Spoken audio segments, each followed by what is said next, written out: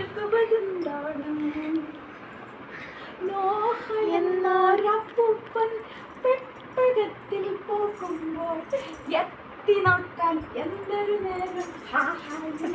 സന്തോഷം നോഹ എന്നൊരപ്പൂപ്പൻ പെട്ടകത്തിൽ പോകുമ്പോൾ എത്തി നോക്കാൻ എന്തൊരു നേരം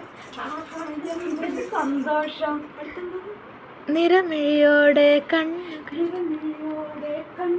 ചിന്നി മാനത്തു നിൽക്കുവതെന്താണ് യേശുവൻ ബോട്ട് കയറും ഞങ്ങളെ കാണുവതെന്തൊരു സന്തോഷം